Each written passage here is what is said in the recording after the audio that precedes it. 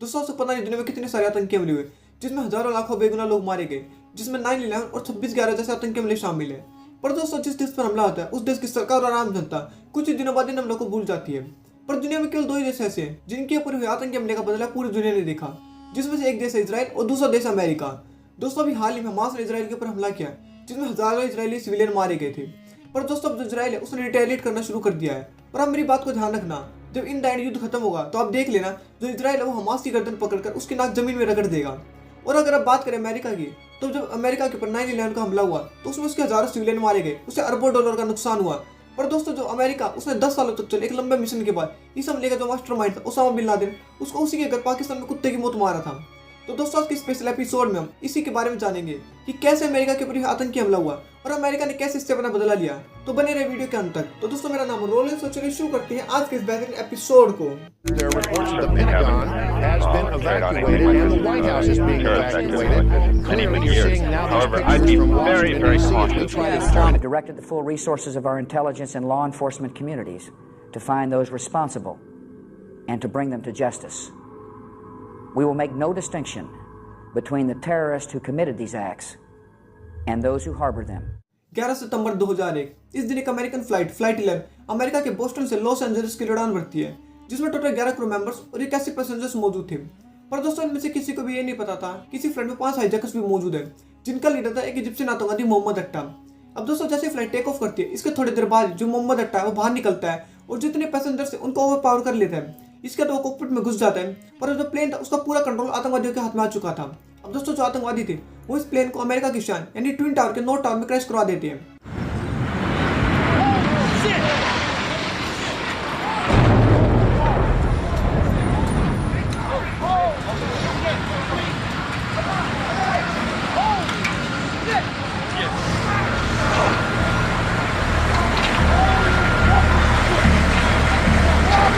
अब दोस्तों उस टाइम पर जो अमेरिका के राष्ट्रपति थे जॉर्ज बुश, जब उन्हें इस बात का पता चलता है तो उन्हें इस बात पर यकीन ही नहीं होता। वो कहते हैं कि ये होना इम्पॉसिबल है और जो पायलट है शायद उसको हार्ट अटैक आया होगा। पर दोस्तों उसके केवल 15 मिनट बाद एक दूसरी फ्लाइट यूनाइटेड एयरलाइंस की 175 को भी हाईजैक कर लिया जाता है और इसके बाद इसे वर्ल्ड ट्रेड सेंटर के जो साउथ टावर उसमें क्रैश करवा दिया जाता है।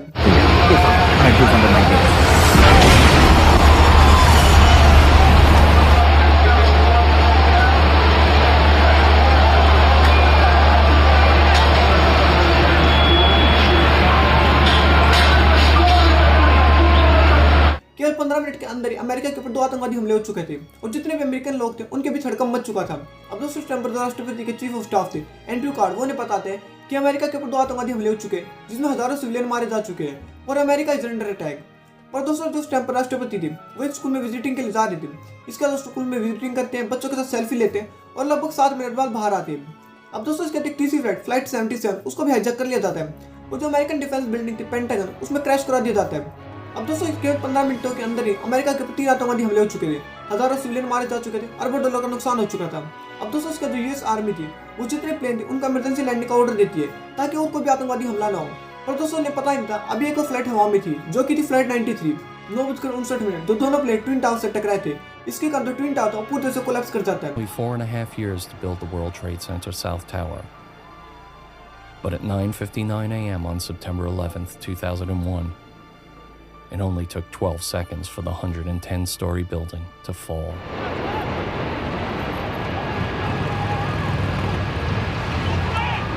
पर अब भी एक फ्लाइट हवा में थी और सभी लोगों ने अंदाजा लगाया इसे या तो कैपिटल हिल या फिर जो व्हाइट हाउस है उस पर क्रैश कराया जा सकता है। पर यहाँ पर कहानी में थोड़ा सा ट्विस्ट आ गया। जितने प्लेन में लोग मौजूद थे उन्होंने अपना फोन ऑन कर लिया। उन्हें पता चल चुका था कि अमेरिका के ऊपर आतंकवादी हमले हो चुके हैं और ये फ्लाइट भी हाईजैक हो चुकी है। इसके बाद दोस्तों उन्होंने सोच लिया था कि मरना तो है तो क्यों ना जो शहीदी की मौत है वो ले ली जाए। उन्होंने जितने पैसेंजर्स थे उन सभी ने प्लान बनाया कि जितने भी आतंकवादी वो उनको ओवरपावर कर लेंगे। पर दोस्तों जितने भी आतंकवादी थे वो भी बहुत ही शाने थे, उन्होंने उनके ऊपर फायरिंग करना शुरू कर दिया और इसी कारण दोस्तों जो प्लेन था वो एक खाली खेत में क्रैश कर जाता है, जिसके कारण जितने भी लोग थे वो सभी मारे जाते हैं। अब दोस्तों 12 बजे तक पता चलता है कि इस हमले में करीब 3000 से ज्यादा लोग मारे जा चुके हैं और 6000 से ज्यादा लोग घायल हैं और इस हमले में अमेरिका को अरबों डॉलर का नुकसान हो चुका था। अब अमेरिका पूरी तरह से तिलमिला चुका था। उसे सबसे पहले शक होता है अलकायदा और आईएसआईएस पर जो अलकायदा का लीडर था ओसामा बिन लादेन, वो एक टेप रिकॉर्डिंग रिलीज करता है जिसमें वो कहता है कि ये सब मैंने नहीं किया है और ना इसमें मेरा कोई हाथ है। पर दोस्तों ये साला दगड़ दली का बच्चा 4 साल बाद एक और टेप रिकॉर्डिंग रिलीज करता है जिसमें कह रहा था कि ये सब किया धर्म मेरा ही है। U.S. officials said they can't immediately say for sure if it is truly the voice of bin Laden, but it resembles previous recordings attributed to him. A senior intelligence official, however, says there's no evidence whatsoever that bin Laden had any involvement in the plot. The message suggests the al-Qaeda leader wants to appear in direct command of the terrorist group's many affiliates. Some analysts have suggested bin Laden is mostly a figurehead. In the minute-long recording carried by Al Jazeera, bin Laden addresses President Barack Obama and says the attack was meant to send a message similar to that of the September 11th attacks. The message also threatens more attacks in the U.S. Matt Friedman, The Associated Press. अब दोस्तों भले ही हमला किया जो Osama bin Laden है, उसने खुद को एक रोबिन हुड मान लिया था, पर शायद उसकी सबसे बड़ी गलती थी। उसे लग रहा था कि हमला किया जो अमेरिका चुपचाप बैठ जाएगा, उसको कुछ भी नहीं बिगाड़ पाएगा। अब दोस्तों ऐसी गलती वर्ल्ड वॉर 2 के दौरान जापान ने भी करी थी। उसको लग रहा था कि पर्ल हार्बर के अटैक किया जो अमेरिका वो शांत बैठ जाएगा और वो जो युद्ध वो कुछ से जीत जाएगा। पर दोस्तों इसके अमेरिका ने इसके साथ क्या किया है ये तुम सभी जानते हैं। खैर दोस्तों इस टॉपिक पर मैंने एक अलग से वीडियो बनाया है, लिंक आपको आई बटन में मिल जाएगा, आप उस वीडियो को भी जरूर देख सकते हैं। अब दोस्तों ओसामा ने जो भी एक्सक्यूज दिए थे कि अमेरिका जो मिडिल ईस्ट में इंटरफेयर कर रहा है इसलिए उसने ये सब किया है, तो यहाँ पर उसका प्लान तो पूरी तरह से पिट जाता है, क्योंकि इसके बाद जो अमेरिका था वो अफगानिस्तान में आता है, इराक ईरान को पूरी तरह से बर्बाद कर देता है, ईरान पर सैंक्शन लगते हैं, सऊदी के साथ कोलैबोरेशन करता है और जो इजराइल था उसको और भी ज्यादा स्ट्रॉन्ग कर देता है, जिसके कारण जो आज इजराइल है वो हमास के पीछे लगा हुआ है। अब दोस्तों इन आतंकवादी हमलों के बाद जो अमेरिका था पूरी तरह से गुस्से में तिल मिला चुका था, क्योंकि उसे यकीन ही नहीं होता कि उसके सुपर पावर होते हुए भी किसी ने उसके ऊपर हमला कर दिया। और दोस्तों ये बात बिल्कुल सच भी है, मान लो मैं बहुत ही ताकतवर इंसान हूँ और कोई छोटा बच्चा मुझ पर हमला कर दे तो मुझे बहुत ही ज्यादा गुस्सा आएगा और मैं उसे बिल्कुल चींटी की तरह मसल सकता हूँ। और दोस्तों अब ऐसा कुछ होने वाला था ओसामा बिन लादेन के साथ। अब दोस्तों अगर उसने अपन इंडिया की बात करी जाए तो इंडिया का एक प्रोफेसर जिसका नाम पीक हुआ था, उसने अपने एक इंटरव्यू में बताया कि जब मैंने इन हमलों के बारे में देखा तो मुझे बहुत ही ज्यादा खुशी हो रही है। मुझे लगा जो ओसामा बिन लादेन है वो सच में एक रॉबिन हुड है जिसने अमेरिका के ऊपर हमला किया। इन हमलों को देखकर मुझे ऐसा लग रहा था कि जो अमेरिका तो अपने घुटनों पर हाथ चुका है। अब दोस्तों इन जैसे गद्दारों को केवल अपनी आइडियोलॉजी दिखती है, इन्हें केवल कम्युनिस्ट भाषाएं समझ में आती है। इन्हें दोस्तों ये नहीं दिखा कि कितने सारे मासूम लोग थे वो मारे गए, कितने परिवार बर्बाद हो गए, कितने अरबों डॉलर का नुकसान हुआ है। इन्हें दोस्तों की अपनी आइडियोलॉजी से मतलब होता है कि पूरी दुनिया में केवल एक जैसे लोग होने चाहिए जो कि केवल इस्लाम का सपोर्ट करे।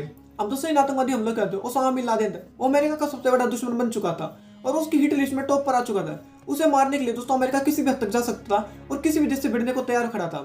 मई 2009 इस दिन अमेरिकन प्रेसिडेंट बराक ओबामा एक मीटिंग करते हैं जिसमें वो कहते हैं कि आज उनकी सबसे पहली प्रायोरिटी होगी ओसामा बिन लादेन। उन्हें उसकी रिपोर्ट हर 30 दिन बाद अपनी टेबल पर चाहिए। पर यहाँ पर जो CIA थी उसका कहना था कि उनके पास ओसामा बिन लादेन है उसकी कुछ लिमिटेड इन्फॉर्मेशन ही है, क्योंकि वो गंदी नाली का कीड़ा अपने बिल में जा छिपा है। पर दोस्तों जो CIA थी उसने अपनी पूरी जी जान लगा दी और इसके कुछ दिनों बाद उन्हें एक ब्रेक थ्रू भी मिलता है जब उन्हें एक बंदे का पता चला जिसका नाम था अबू अहमद अल कुवैती, जो कि जो अल-कायदा था उसका खास मैसेंजर था, साथ ही जो ओसामा बिन लादेन है उसका खास करीबी भी था। अब दोस्तों जो CIA थी उसने अल कुवैती को उठा लिया और दोस्तों उसके थोड़ी देर रगड़ने के बाद उसने उसकी सारी इन्फॉर्मेशन दे दी कि जो ओसामा बिन लादेन है वो कहाँ रह रहा है और उसकी क्या क्या इन्फॉर्मेशन है। अब दोस्तों CIA ने अपनी रिपोर्ट में आगे बताया कि जो ओसामा बिन लादेन है वो पाकिस्तान के इस्लामाबाद से करीब 35 किलोमीटर दूर एक एबटाबाद नाम की जगह है, वो उसके बाहरी हिस्से में रहता है और जो उसका घर है वो आसपास के घरों से काफी ज्यादा बड़ा है। साथ ही इस घर की जो बालकनी है उसे भी दीवार से कवर कर दिया गया है ताकि कोई भी अंदर ना झांक सके। और दोस्तों ने अपनी रिपोर्ट में भी पता चला कि इस घर में ना तो कोई लैंडलाइन फोन है और ना ही कोई इंटरनेट कनेक्शन। साथ ही इस घर के जितने भी लोग वो बहुत ही कम बाहर निकलते हैं और इस घर का जितना भी कूड़ा है उसे अपने अहाते में जला देते ताकि किसी को भी इनके बारे में कोई भी खबर ना मिले। इस घर में एक बंदा है जो कि बहुत तेज घूमता रहता है जिसका नाम दोस्तों हमने रखा है द पेसर। और दोस्तों CIA के एजेंट्स का मानना था कि जो द पेसर है शायद वही ओसामा बिन लादेन है। अब दोस्तों इसके जितनी भी इन्फॉर्मेशन थी वो बराक ओबामा के सामने रखी जाती है। अब दोस्तों CIA ने बराक ओबामा के सामने 2 ऑप्शन रखे। पहला तो ये कि पूरे घर को एयर स्ट्राइक में उड़ा दिया जाए, पर यहाँ पर बराक ओबामा का कहना था कि अगर मान लो एयर स्ट्राइक करते तो इसमें काफी सारे इनोसेंट लोग मारे जाएंगे। पर यहाँ पर मेरा सवाल ये है कि आखिर उस बंदे ने जिसने अमेरिका के ऊपर इतना बड़ा आतंकी हमला किया, हजारों अमेरिकन को मारा, आखिर उसके साथ रहने वाले लोग इनोसेंट कैसे हो सकते हैं? आखिर वो भी तो उसके साथ मिले हुए होंगे जब भी तो उसने इतना बड़ा हमला किया था। चलिए अब आगे बढ़ते हैं और दूसरे प्लान के बारे में जानते हैं। अब दोस्तों CIA ने कहा कि हमारे पास दूसरा प्लान ये है कि जो हमारे हाईली ट्रेंड कमांडोज होंगे वो इस घर के अहाते में लैंड करेंगे और वो अंदर घुसेंगे और उसके पूरे घर की चेकिंग करेंगे और जहां पर भी ओसामा बिन लादेन मिलेगा उसे वहीं पर निपटा देंगे। अब दोस्तों यहाँ पर जो बराक ओबामा थे वो इस प्लान को फाइनल कर देते, पर उनका कहना यह था कि ये मिशन इतना ज्यादा फास्ट और एक्यूरेट होना चाहिए कि जो पाकिस्तानी आर्मी वो कोई एक्शन ही न ले पाए। अब दोस्तों दिन आया 2 मई 2011 का। इस दिन जो बराक ओबामा थे काफी ज्यादा जल्दी उठ जाते हैं क्योंकि इसी दिन मिशन की शुरुआत होनी थी। अब दोस्तों इस दिन जो बराक ओबामा थे वो अपना सारा काम निपटाते, थोड़ी देर गोल्फ खेलते और उसके तो CIA की लाइव फुटेज रूम थी वहां पर जाकर बैठ जाते क्योंकि वो देखना चाहते थे आखिर मिशन कैसे होगा और जो ओसामा बिन लादेन उसे कैसा मारा जाएगा। 2 मई को 2 Black Hawk helicopter Jalalabad airport से टेक ऑफ करते हैं जिसमें 30 हाईली ट्रेंड कमांडोज बैठे थे, साथ ही उनके साथ एक मिलिट्री डॉग भी थी जिसका नाम कायरो था। अब दोस्तों मिशन शुरू हो चुका था और जितने भी सैनिक थे वो हेलीकॉप्टर की मदद से जो अहाता उसमें लैंड करते हैं। इसका तो बराक ओबामा थे वो कहते हैं कि मुझे इसकी लाइव फुटेजेस देखनी है। अब दोस्तों अपने एक इंटरव्यू में बराक ओबामा ने बताया कि मुझे इस मिशन की लाइव फुटेजेस देखनी थी जो कि बगल वाले कमरे में आ रही थी, तो मैं वहां पर जाता हूँ और वहाँ पर बैठे एक ऑफिसर ने मुझे अपनी कुर्सी देनी चाहिए, पर मैंने उसके कंधे पर हाथ रखा और कहा कि ऑफिसर आप बैठे रहिए, मैं खड़ा हूँ और यहीं पर ठीक हूँ।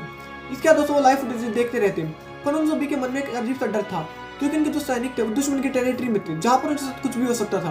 अब दोस्तों जो मिशन था करीब 20 मिनट तक चलता है, जिसमें जो अमेरिकन कमांडोज थे वो ओसामा बिन लादेन को मार देते हैं। इसके बाद उन्होंने वो शब्द सुनने को मिले जिसका वो काफी देर से बेसब्री से इंतजार कर रहे थे, जो कि थे जेरोनिमो EKIA, यानी कि एनिमी किल्ड इन एक्शन। इसके बाद जो कमरे में बैठे जितने भी लोग थे उनके चेहरे पर एक अलग ही खुशी थी, क्योंकि ऑफ कोर्स उन्होंने अपने सबसे बड़े दुश्मन ओसामा बिन लादेन को मार दिया था, जिसने उनके हजारों सिविलियंस को मारा था। अब दोस्तों जितने भी अमेरिकन सैनिक थे वो अपने हेलीकॉप्टर में बैठते और वहां से निकल जाते हैं। अब दोस्तों इस हमले में किसी भी अमेरिकन सैनिक को हल्की सी खरोच तक भी नहीं आई थी। साथ ही ओसामा बिन लादेन था उसकी डेड बॉडी को अपने साथ ले आते हैं। अब दोस्तों उसके थोड़ी देर बाद एक अमेरिकन ऑफिसर ने बराक ओबामा के पास कॉल किया और कहा कि जो ओसामा बिन लादेन वो मेरे सामने पड़ा है, और मैंने अपने एक सैनिक की मदद से ये भी कंफर्म कर लिया कि जो dead body Osama bin Laden की है। पर यहाँ पर जो बराक ओबामा थे उन्होंने मजाक करते हुए कहा कि क्या ऑफिसर इतना बड़ा मिशन और आप यहाँ पर एक फीता भी नहीं लेकर गए। Tonight, I can report to the American people and to the world that the United States has conducted an operation that killed Osama bin Laden, the leader of Al-Qaeda, and a terrorist who's responsible for the murder of thousands of innocent men, women, and children. It was nearly 10 years ago that a bright September day was darkened by the worst attack on the American people in our history. The images of 9/11 are seared into our national memory. तो दोस्तों ये कहानी है कैसे mission की, जिसमें America ने अपने सबसे बड़े दुश्मन ओसामा बिन लादेन को उसी के घर पाकिस्तान में कुत्ते की मौत मारा था। अब दोस्तों आपका इस मिशन के बारे में क्या कहना है, और क्या इंडिया को भी अपने दुश्मन के साथ कुछ ऐसा ही करना चाहिए? अगर आप चाहते हैं कि इंडिया भी अपने दुश्मन के साथ कुछ ऐसा ही करे तो मुझे कमेंट में जरूर बताएं।